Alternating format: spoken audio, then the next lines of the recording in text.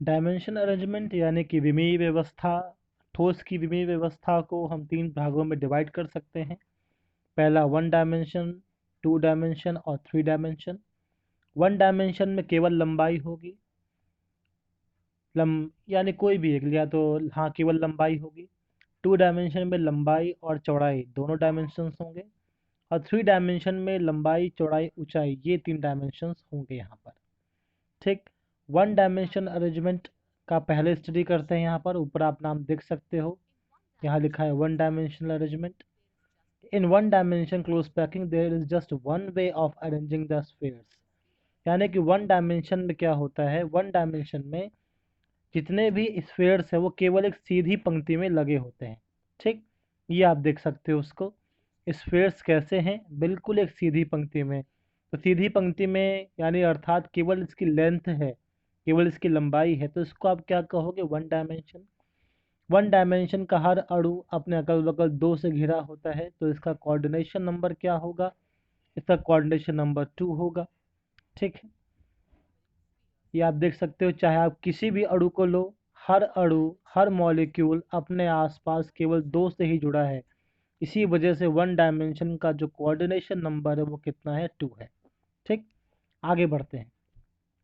जब one dimension का coordination number 2 हो गया, अगले स्टेप में क्या चर्चा आती है यहाँ पर, कि close packing structure in two dimensions can be generated by stacking row और one dimensionally close packed spheres one above the other.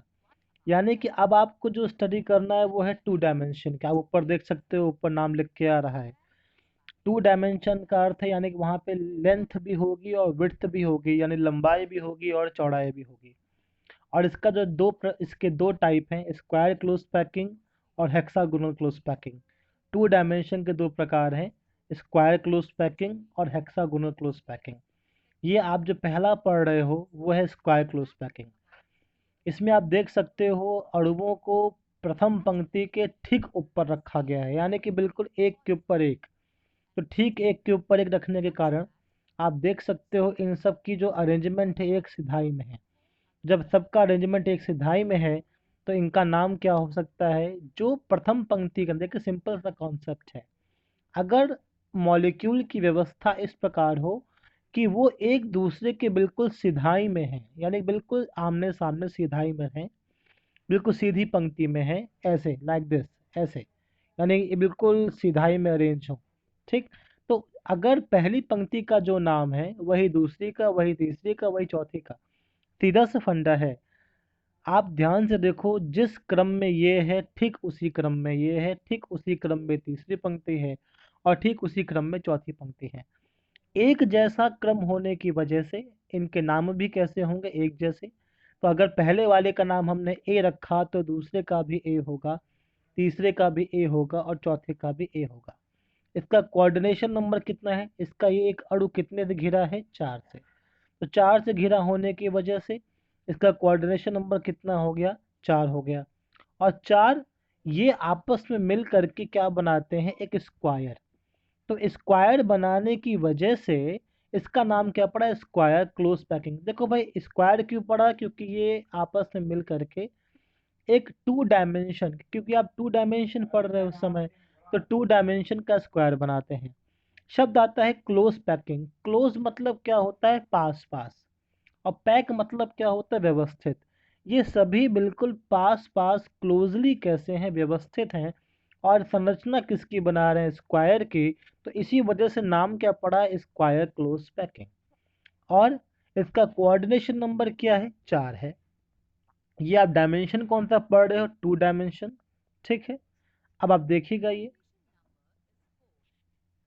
To dimension की व्यवस्था है। कोऑर्डिनेशन नंबर इसका कितना हो गया, 4 हो गया। इसका नाम जैसा मैंने कहा था, सभी की व्यवस्थाएं बिल्कुल एक जैसी हैं। तो सभी की व्यवस्थाएं बिल्कुल एक जैसी होने की वजह से सबके नाम भी कैसे होंगे, एक जैसे। आप देख सकते हो यहाँ पर जो शब्द आ रहा है ए, यानी सबके नाम कैसे हैं, एक जैसे। तो कोऑर्डिनेशन नंबर कितना हो गया, 4 हो गया। ठीक है। अब देखिए अगला आता है hexagonal close packing. Hexagonal square planar से थोड़ा अलग है। स्क्वायर प्लेनर में क्या था, मॉलिक्यूल प्रथम पंक्ति के ठीक ऊपर रखे थे।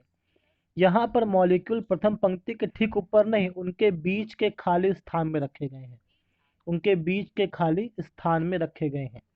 तो यानी कि इसकी व्यवस्था और दूसरी पंक्ति की व्यवस्था बिल्कुल एक सिधाई में नहीं है। जब बिल्कुल एक सिधाई में नहीं है तो इन दोनों के नाम कैसे हो जाएंगे अलग अलग। अगर पहली पंक्ति का नाम ए है तो दूसरी पंक्ति का नाम क्या होगा, बी। लेकिन जब तीसरी पंक्ति को भी हम दूसरी पंक्ति के रिक्त स्थान या खाली जगहों के बीच में रखें तो पहली का और तीसरी का अरेंजमेंट बिल्कुल एक सिधाई में है। तो एक सिधाई में होने की वजह से इसका नाम भी क्या हुआ, सेम हुआ, ए हुआ। अब सवाल ये उठता है इसका नाम हेक्सागोनल क्यों होगा। आप इसके एक अणु का कोऑर्डिनेशन नंबर देखो, कोऑर्डिनेशन नंबर कितना है इसका, 6 है। और अगर इनके सभी किनारों को मिलाओ तो ये किसका निर्माण कर रहे हैं, एक षटकोण का या हेक्सागन का निर्माण कर रहा है। अगर इनको सब आपस में मिलाया जाए तो हेक्सागोनल के फॉर्मेशन की वजह से इसका नाम क्या पड़ गया, हेक्सागोनल क्लोज पैकिंग। ठीक, आप देख सकते हो फर्स्ट लेयर बिल्कुल मैच कर रही थर्ड लेयर से, बिल्कुल आमने सामने, बिल्कुल सिधाई। कहीं इसका एक मॉलिक्यूल ये देखो, इसका मॉलिक्यूल ये देखो, दोनों बिल्कुल सिधाई में है। जब बिल्कुल सिधाई में है तो ये व्यवस्था क्या कहलाएगी, ए। और दूसरी और चौथी को देखो, दूसरी का मॉलिक्यूल और चौथी का मॉलिक्यूल बिल्कुल एक सिधाई में है, तो ये व्यवस्था का नाम भी कैसा होगा, एक। तो पहली और तीसरी सिमिलर तो दोनों का नाम ए, दूसरी और चौथी सिमिलर एक जैसी, दोनों का नाम बी। और अगर इसको एक साथ पढ़ें तो क्या पढ़ेंगे, ए बी व्यवस्था या ए बी अरेंजमेंट। तो दो प्रकार की व्यवस्थाएं पढ़ ली आपने 2 डायमेंशन में। पहली व्यवस्था थी square close packing. Square close packing 2 dimension में वो थी जहां पे मॉलिक्यूल को एक दूसरे के ठीक ऊपर रखा गया था। आप वीडियो को रिवाइज करके देख सकते हो, एक दूसरे के ठीक ऊपर रखा गया था। और वहां पर वहां पर जो अणुओं का कोऑर्डिनेशन नंबर था वो कितना था, 4 था। ठीक है, अगली बात क्या आती है, जो आपने 2 डायमेंशन में दूसरा टाइप पढ़ा, वो दूसरा टाइप कौन सा है, हेक्सागोनल क्लोज पैकिंग।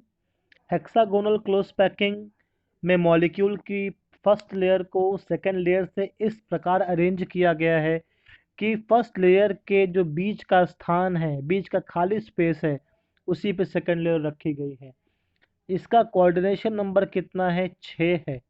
और अगर आप इनके सेंटर को मिला दो तो ये किसका निर्माण करते हैं, हेक्सागन का या षटकोण का। तो इसका नाम क्या पड़ गया, हेक्सागोनल। प्रश्न इस पे कैसे आता है यार, प्रश्न आपको ये आ जाएगा कि 2 डायमेंशन व्यवस्था के कितने प्रकार होते हैं। तो आप लिखोगे 2 डायमेंशन व्यवस्था के 2 प्रकार होते हैं। पहला होता है स्क्वायर क्लोज पैकिंग और दूसरा होता है hexagonal close packing. Square close packing में आप स्क्वायर क्लोज पैकिंग के बारे में लिखोगे और हेक्सागोनल क्लोज पैकिंग में आप हेक्सागोनल के बारे में लिखोगे।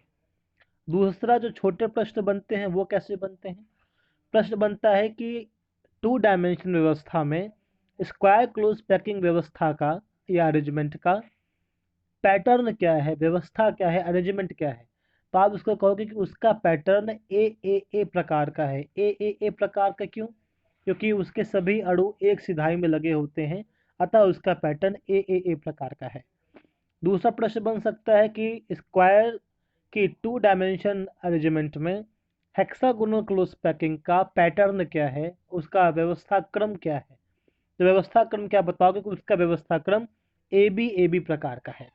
ए बी प्रकार का क्यों है वो आप सामने देख सकते हो, आपको रीजन पता है। आप अगला प्रश्न ये भी आ सकता है कि 2 डायमेंशन में स्क्वायर क्लोज पैकिंग का कोऑर्डिनेशन नंबर बताइए, तो आप बताओगे 4। दूसरा प्रश्न ये बन सकता है कि हेक्सागोनल क्लोज पैकिंग 2 डायमेंशन में आप कोऑर्डिनेशन नंबर बताइए, तो कोऑर्डिनेशन नंबर कितना हो जाएगा, 6 हो जाएगा। तो ये छोटे छोटे प्रश्न बनते हैं जो अक्सर पूछ लिए जाते हैं। अगला टॉपिक देखते हैं, यहाँ पर अगला टॉपिक देख लीजिए। इसका कोऑर्डिनेशन नंबर तो नीचे देखो लिख के नीचे आ रहा है कि A B type arrangement in और हेक्सागोनल क्लोज पैकिंग। ये अरेंजमेंट कैसा है, ए बी प्रकार का। अगली चीज आपको और पढ़नी है जिसका नाम है वाइट। वाइड मतलब क्या होता है कि हर अणु के बीच में एक खाली स्थान होता है। हर अणु के बीच में क्या है, खाली स्थान। देखो यहाँ पर एक खाली स्थान है, जगह खाली बची हुई है भाई। यहाँ पे भी देखो बीच में जगह खाली बची हुई है। तो ये जो जगह है इसका नाम, ये जो खाली स्थान है वो कितने से घिरा है, 4 से। तो 4 से घिरा होने की वजह से इसको हम लोग कहते हैं टेट्रागोनल। टेट्रा मतलब होता है 4, गोन मतलब होता है अरेंजमेंट, यानी कि 4 से घिरे इस रिक्त स्थान का 4 से घिरा होने के कारण नाम पड़ गया टेट्रागोनल अरेंजमेंट। और इसके रिक्त स्थान का 3 से घिरा होने के कारण इसका नाम पड़ गया ट्राइगोनल वॉइड। तो 4 से घिरा होने के कारण टेट्रागोनल वॉइड, 3 से घिरा होने के कारण ट्राइगोनल वॉइड। ठीक। यहाँ एक वर्ड लिखा है कि if we compare square close packing with hexagonal close packing we will observe that empty space are less in hexagonal close packing than compared to square close packing। ये भाई square close packing की व्यवस्था थी जहां molecule एक दूसरे के ठीक ऊपर रखे थे 2 डायमेंशन में। ये हेक्सागोनल की व्यवस्था है जहां मॉलिक्यूल फर्स्ट लेयर के बीच में रखे हुए हैं। तो यहाँ पर एक चीज आप देखो, यहाँ पे जो खाली स्थान है वो ज्यादा है और यहाँ खाली स्थान जो है वो कम है। आप देख सकते हो यहाँ पे आपको एम्प्टी स्पेस, खाली स्पेस आसानी से दिखाई दे रहा होगा। वॉइड जिसे कहते हैं वो वॉइड आपको आसानी से दिखाई दे रही होगी। यहाँ पे जो वॉइड है यानी जो अणुओं के बीच का खाली स्थान है वो इसके अपेक्षा कैसा है, कम है। इसके अपेक्षा कैसा है, वो यहाँ पर कम है। ठीक। तो एक चीज और आती है कि हेक्सागोनल ज्यादा मजबूत होता है कि स्क्वायर प्लेनर। तो यकीन मानिए आप देख सकते हो यहाँ पर अणुओं के बीच, यहाँ मॉलिक्यूल के बीच जो स्पेस है वो कम है। तो ये अरेंजमेंट जा क्या होगा, ज़्यादा स्टेबल होगा क्योंकि खाली स्थान कम है। और यहाँ पे मॉलिक्यूल्स के बीच जो स्पेस है ज़्यादा है, तो इसका जो स्टेबिलिटी होगी वो इसके कंपैरिजन में कम होगी। क्यों? क्योंकि यहाँ पर खाली स्थान ज़्यादा है, अणुओं के बीच खाली जगह ज़्यादा है, और यहाँ अणुओं के बीच खाली जगह कम है। ठीक। तो यही बात ऊपर कह रहा है। अगली चीज़ आती है इसमें, ये स्क्वायर प्लेनर हुआ और ये हेक्सागोनल हो गया। अब देखो कह रहा है कि लेस एम्प्टी स्पेस, खाली स्थान कम है। यहाँ कह रहा है मोर एम्प्टी स्पेस, खाली स्थान ज़्यादा है। ठीक। इतने में कोई समस्या नहीं होनी चाहिए। और इसी खाली स्थान को हम लोग नाम क्या देते हैं, वॉइड का। इसी खाली स्थान को हम लोग नाम किसका देते हैं, वॉइड का। यहाँ की वॉइड देखो, ये आपके सामने शब्द आ गया। इसी खाली स्थान को नाम क्या देते हैं, वॉइड का। और ये वॉइड 4 से घिरी है तो टेट्रागोनल, ये वॉइड 3 से घिरी है तो ट्राइगोनल। देख सकते हो 4 से घिरा है, देख सकते हो 3 से घिरा है। ये वॉइड 3 से घिरी है, वॉइड 4 से घिरी है। तो ये अरेंजमेंट किसका है, स्क्वायर क्लोज पैकिंग का। और ये अरेंजमेंट किसका है, हेक्सागोनल क्लोज पैकिंग का। कभी कभी प्रश्न पूछता है कि स्क्वायर क्लोज पैकिंग की वॉइड का नाम बताओ, तो आप बताओगे टेट्रागोनल। और पूछेगा हेक्सागोनल क्लोज पैकिंग 2 डायमेंशन की वॉइड का नाम बताओ, तो आप बताओगे ट्राइगोनल। अब 2 डायमेंशन के बाद अब हम लोग बढ़ रहे हैं किसमें, 3 डायमेंशन में।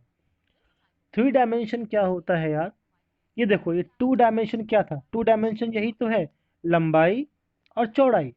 ऊंचाई तो यहाँ है नहीं, लेंथ है और विड्थ है, लंबाई है और चौड़ाई है, ऊंचाई नहीं है ना भाई। जब ऊंचाई नहीं है, अभी हम लोग इसी के बारे में तो पढ़ रहे थे, अभी हम लोग इसी के बारे में तो पढ़ रहे थे कि इस चीज को आप इसी को स्टडी कर रहे थे बस। ठीक है। अब जब इसके ऊपर दूसरी पंक्तियां रखी जाएंगी, दूसरे मॉलिक्यूल रखे जाएंगे, तो इसकी ऊंचाई बढ़ेगी। तो यानी अभी तक केवल लंबाई थी यानी लेंथ थी और विड्थ थी, तो केवल 2 डायमेंशन थे। अब जब इसमें मॉलिक्यूल रखते जाएंगे तो ये 3 डायमेंशन का होता हुआ चला जाएगा। ठीक। अगली व्यवस्था आती है कि ये भी 2 प्रकार के हैं। जैसे 2 डायमेंशन 2 टाइप का था, स्क्वायर क्लोज पैकिंग और हेक्सागोनल क्लोज पैकिंग, वैसे ही 3 डायमेंशन भी 2 प्रकार का है, स्क्वायर क्लोज पैकिंग और हेक्सागोनल क्लोज पैकिंग। 2 डायमेंशन का स्क्वायर क्लोज पैकिंग और hexagonal close packing 2 dimension arrangement में था, और 3 डायमेंशन का स्क्वायर क्लोज पैकिंग और हेक्सागोनल क्लोज पैकिंग 3 डायमेंशन में है। ठीक। इतना सा अंतर है, कुछ नहीं है।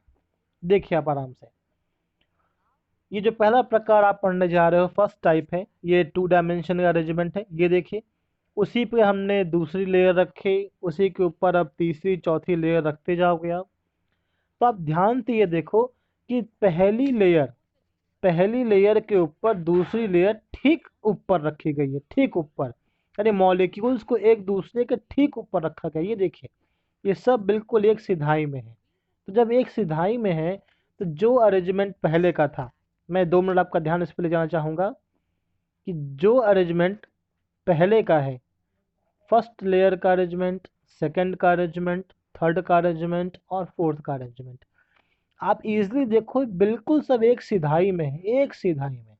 तो एक सिधाई में होने की वजह से अगर इसका नाम ए है तो बाकी का नाम ए, सबका नाम क्या होगा, एक जैसा नाम होगा।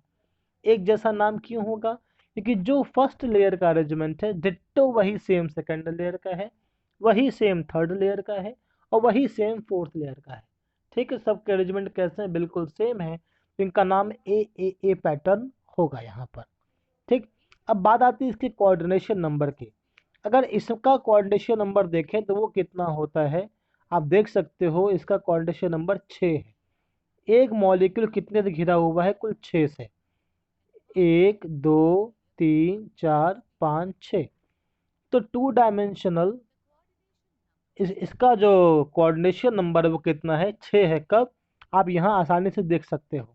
ठीक है, और यह पढ़ क्या रहे हो, 3 डायमेंशनल स्क्वायर क्लोज पैकिंग। अब 3 डायमेंशन क्यों है, देखो भाई चीज़ों को समझो। 3 डायमेंशन क्यों है, इसकी लंबाई है, चौड़ाई है और ऊंचाई है। इसकी वजह से पहला पॉइंट क्या हो गया कि ये 3 डायमेंशन है। दूसरा पॉइंट, इस अरेंजमेंट का नाम ए व्यवस्था है या ए पैटर्न है। वो क्यों है, क्योंकि जो फर्स्ट लेयर है वही सेम सेकंड है, वही सेम थर्ड है, वही सेम फोर्थ है। ठीक, ये चीज़ यहाँ पर आ गई। नाम, आप इसका नाम नीचे देख सकते हो, ए टाइप अरेंजमेंट। अब आप देखो इसका छोटा सा हिस्सा लेने पर, इसका छोटा सा हिस्सा लेने पर जो ये अरेंजमेंट बनता है वो स्क्वायर बनता है या सिंपल क्यूबिक बनता है। तो स्क्वायर बनने की वजह से इसका नाम क्या हो गया, स्क्वायर क्लोज पैकिंग। अब देखो, अगर आप ध्यान दो इस चीज पे, तो ये अरेंजमेंट क्या है, सिंपल क्यूबिक। सिंपल क्यूबिक पता होगा, सिंपल क्यूबिक का ही दूसरा नाम होता है प्रिमिटिव। तो सिंपल क्यूबिक क्या, जब मॉलिक्यूल केवल कहाँ हो, किनारों पर हो। ये अरेंजमेंट आपने देखा है पहले भी। ठीक, आगे बढ़ते हैं। यह सिंपल क्यूबिक या प्रिमिटिव क्यूबिक यूनिट सेल, ये नाम इसका होता है। अगली व्यवस्था को देखते हैं यहाँ पर। इसमें अब आप पढ़ोगे 3 डायमेंशन में हेक्सागोनल क्लोज पैकिंग। अभी आपने पढ़ा 3 डायमेंशन में स्क्वायर क्लोज पैकिंग, जिसमें प्रथम पंक्ति पर द्वितीय पंक्ति को एक दूसरे के ठीक ऊपर रखा गया था, जो अभी आपने देखा। वहाँ पर जो पैटर्न का नाम था वो ए पैटर्न था। उसका कोऑर्डिनेशन नंबर कितना था, 6 था। अगली बात क्या कह सकते हैं, उसके द्वारा मिलने वाली जो व्यवस्था होती है, जो अरेंजमेंट होता है, उसे हम लोग क्या कहते हैं, प्रिमिटिव यूनिट सेल या सिंपल क्यूबिक यूनिट सेल।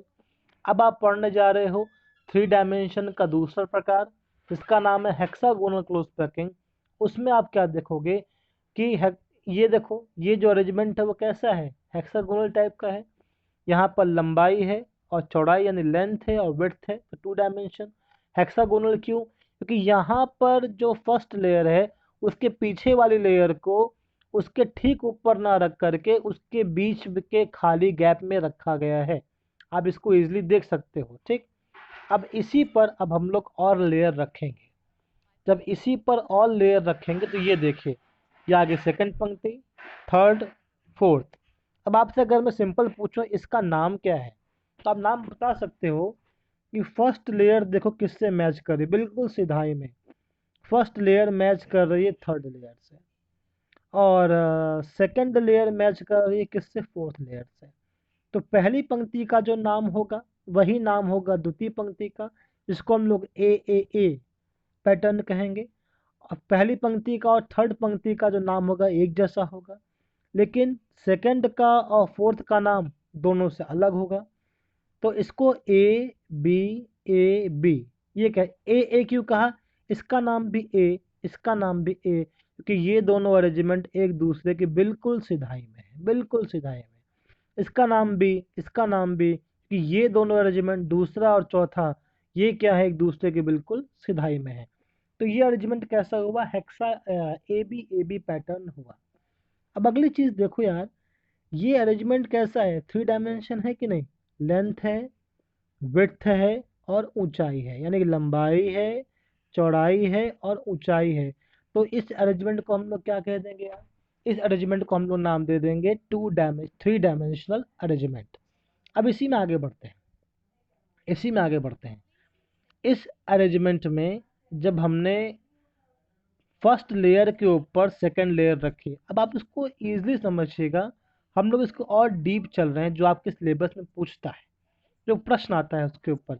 ये देखो, यहाँ पे 2 प्रकार के वॉइड हैं, एक है अपवर्ड वॉइड जिसका डायरेक्शन ऊपर की तरफ है, और एक है डाउनवर्ड वॉइड।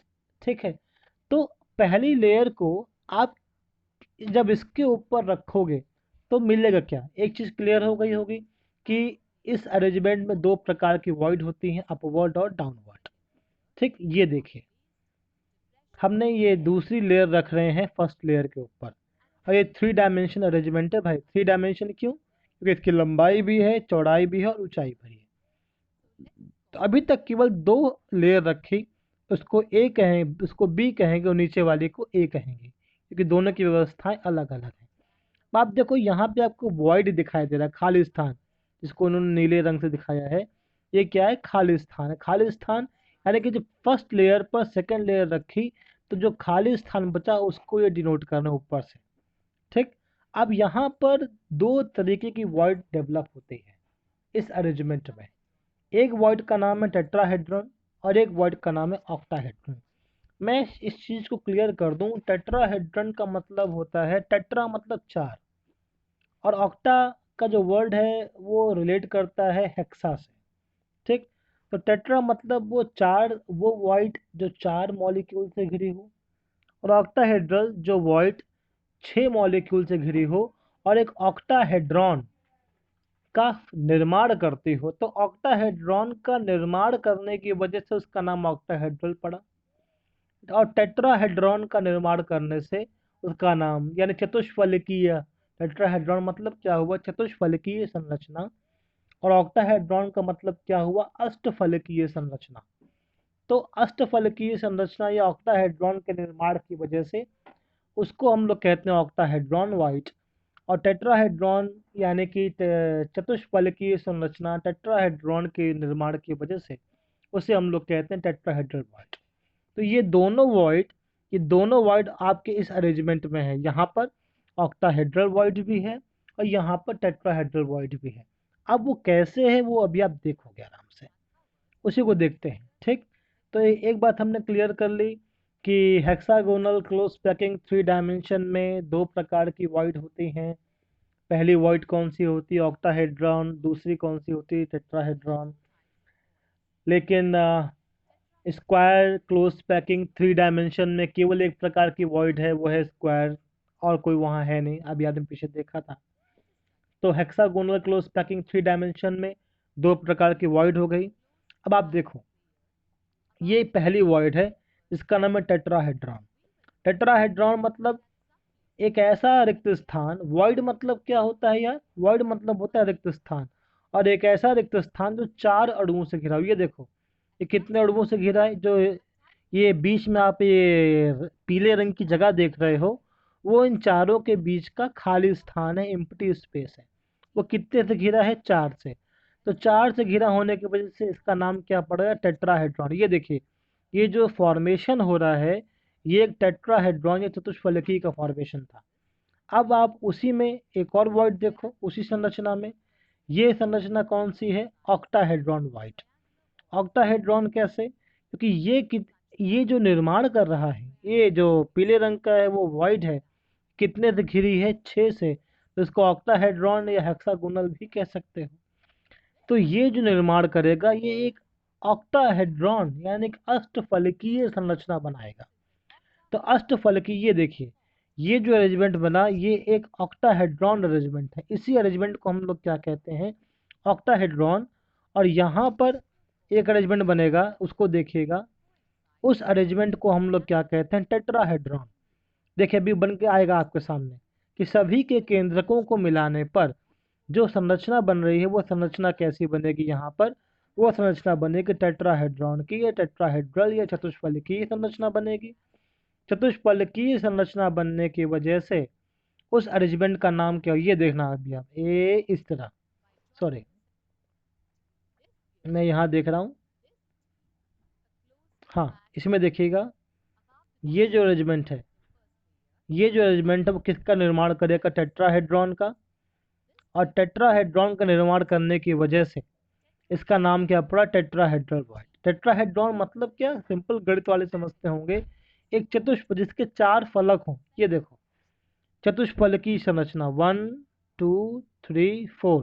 तो 4 फलक संरचना आप देख सकते हो, एक सामने है, दूसरा ये है, तीसरा उस तरफ और चौथा ये। जो चतुष्फलकीय संरचना बनने के कारण इस वॉइड का नाम क्या पड़ा, टेट्राहेड्रल वॉइड। ठीक है। कुछ किताबों में ये भी है कि भाई 4 अणुओं से घिरा होने की वजह से इसका नाम टेट्राहेड्रल पड़ा।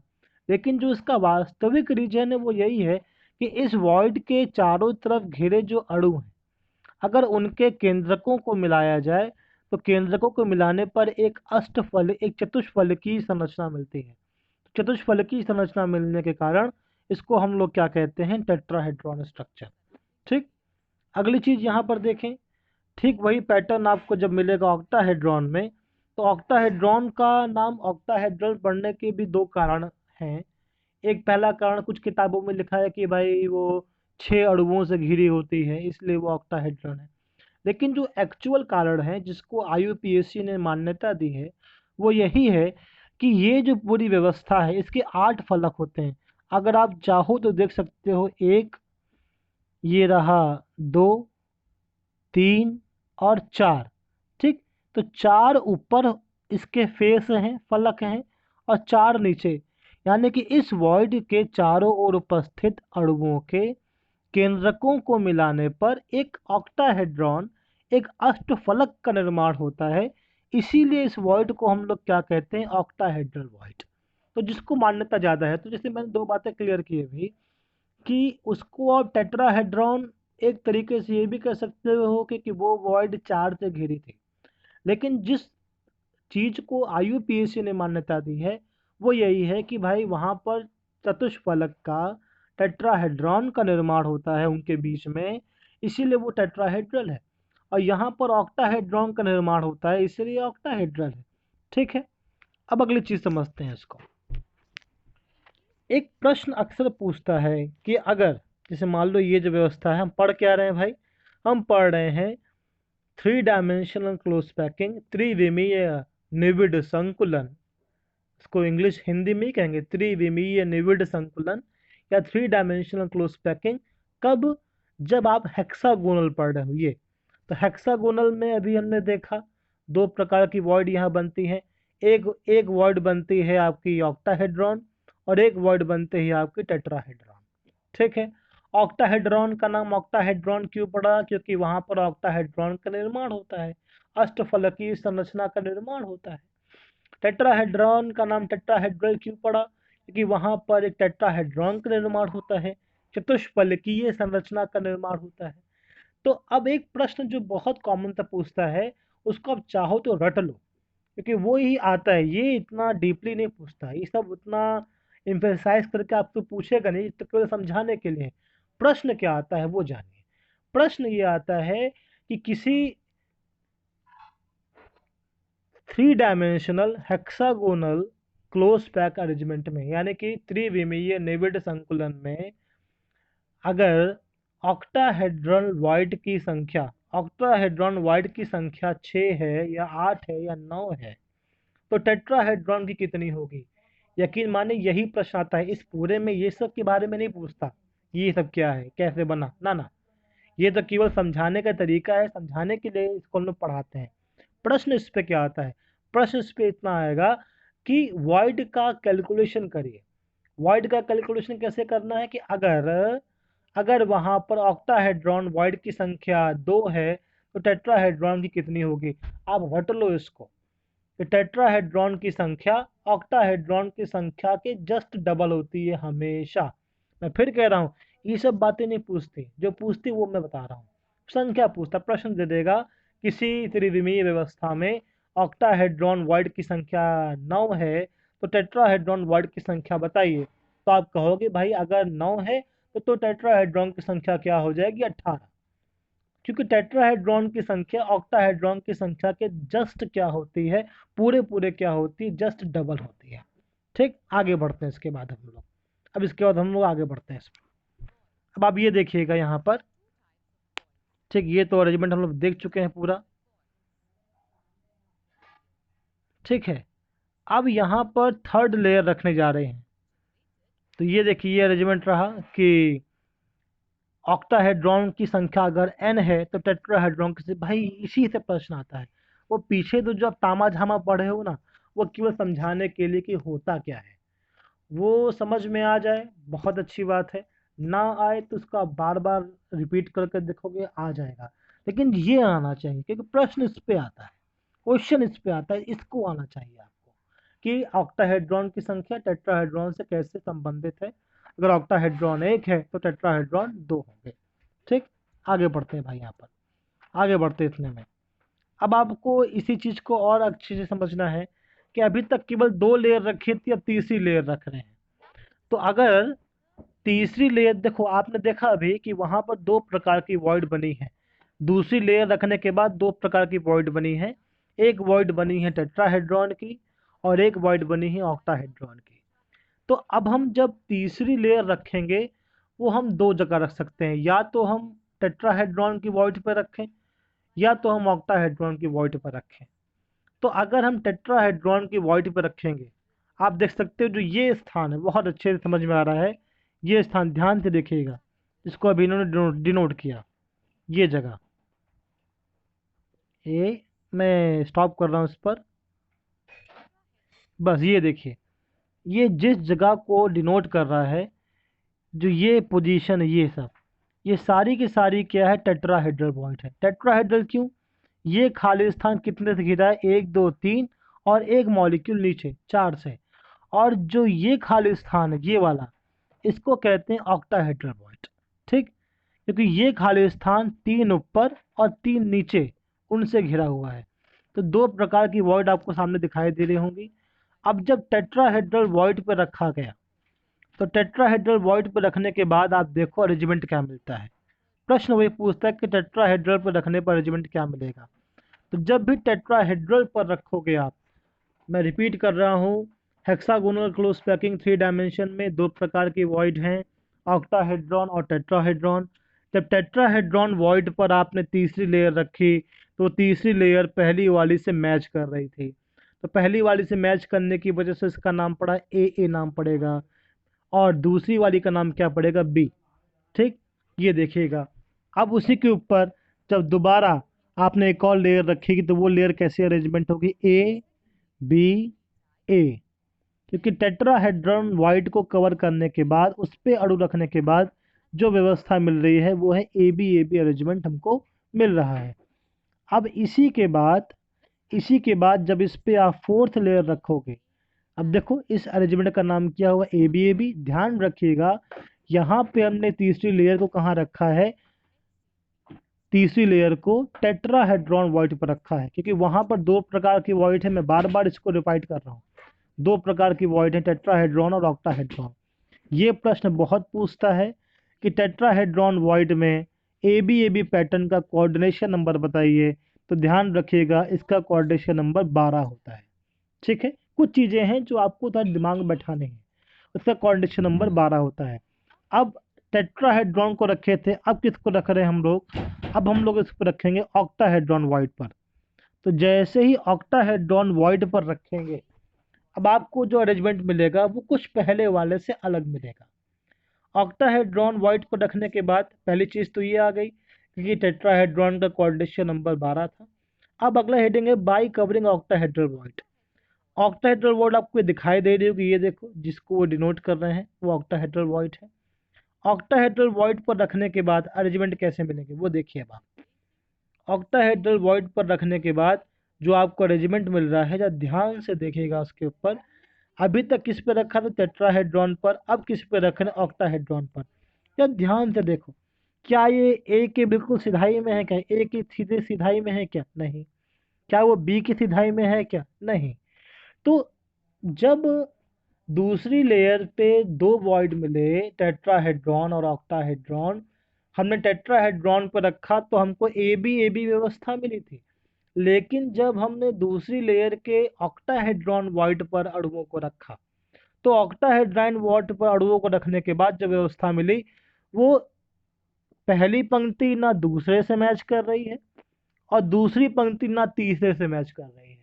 यानी कि तीनों एक दूसरे के अलग अलग हैं, तीनों एक सिधाई में नहीं है। तो इस व्यवस्था को कहते हैं ए बी सी व्यवस्था। इस व्यवस्था को क्या कहेंगे? A B C A B C. A B C क्यों? क्योंकि पहली दूसरे से नहीं मैच कर रही तो उसको ए बी कहा, अब पहली दूसरी से तीसरी नहीं मैच कर रही तो उसको सी कह दिया। भाई अगर मैच कर देती तो उसका नाम एक जैसा होता, लेकिन मैच नहीं कर रही है, अरेंजमेंट एक जैसा नहीं है, तो उसका नाम भी कैसा हुआ? अलग अलग हुआ। तो उसे हमने क्या कहा? ए बी सी अरेंजमेंट कहा हमने यहाँ पर। ठीक, ये देखिएगा, ये देखो, ना पहले और तीसरे में मैच है, ना दूसरे और तीसरे में मैच है, तो उसका नाम ए बी सी। व्यवस्था एक जैसी नहीं है तो उसका नाम क्या हुआ? ए बी सी व्यवस्था। तो एक छोटा सा प्रश्न यहाँ क्या बन जाए? प्रश्न क्या बनेगा? देखो, प्रश्न ये बनेगा कि हेक्सागोनल 3 डायमेंशन क्लोज पैकिंग में कितने प्रकार की वॉइड है? तो आप बताओगे टेट्राहेड्रॉन और ऑक्टाहेड्रॉन। फिर अगला प्रश्न बन सकता है कि टेट्राहेड्रॉन वॉइड को कवर करने के बाद कौन सी अरेंजमेंट मिलता है? तो आप कहोगे ए बी अरेंजमेंट मिलता है। और अगर अगला प्रश्न आ जाए कि 3 डायमेंशनल हेक्सागोनल क्लोज पैकिंग के ऑक्टाहेड्रल वॉइड पर अणुओं की तीसरी व्यवस्था रखने पर आपको कौन सा अरेंजमेंट मिलता है, कौन सा पैटर्न मिलता है? तो आप कहोगे ए बी सी पैटर्न मिलता है। क्यों ए बी सी मिलता है? क्योंकि उन तीनों की व्यवस्थाएं एक जैसी वहां पर नहीं है। ठीक, ये देखिए, अब जो चौथी लेयर रखी वो पहली से मैच कर रही है, वो पहली से मैच कर रही है, तो अब उसका नाम क्या हो जाएगा? ए हो जाएगा। ठीक, तो इस अरेंजमेंट को कहते क्या है हम लोग? ए बी सी अरेंजमेंट का नाम देते हैं यहाँ पर। ठीक, इतने में कोई दिक्कत तो नहीं है? इतने में कोई दिक्कत तो नहीं है? चलिए, तो ये एक सिंपल सा लॉजिस्टिक था। और इसी अरेंजमेंट को, जैसे, हाँ, एक छोटी सी बात और, जैसे आपने देखा था 3 डायमेंशनल स्क्वायर क्लोज पैकिंग की वजह से जो व्यवस्था में मिली थी वो थी सिंपल क्यूबिक, और 3 डायमेंशनल हेक्सागोनल क्लोज पैकिंग में जब ऑक्टाहेड्रल वॉइड पर अणुओं को रखते हैं तो हमें जो व्यवस्था मिलती है वो कौन सी मिलती है? Face centred. और इसका कोऑर्डिनेशन नंबर भी क्या होगा? 12 होगा। इसका कोऑर्डिनेशन नंबर भी क्या होगा? 12 होगा। ठीक, तो इतनी बातों को आपको हमेशा माइंड में रखना है। देखिए, सवाल क्या क्या पूछता है? किस पैटर्न का नाम क्या है? ए बी नाम, क्योंकि ये जो मॉलिक्यूल है वो 6 अपने अगल बगल, 3 ऊपर 3 नीचे, 12 से घिरा है, तो इसका नाम भी क्या होता है? इसका क्वांटिटेशन नंबर भी क्या होता है? 12। इसी के साथ आज की क्लास समाप्त होती है। धन्यवाद।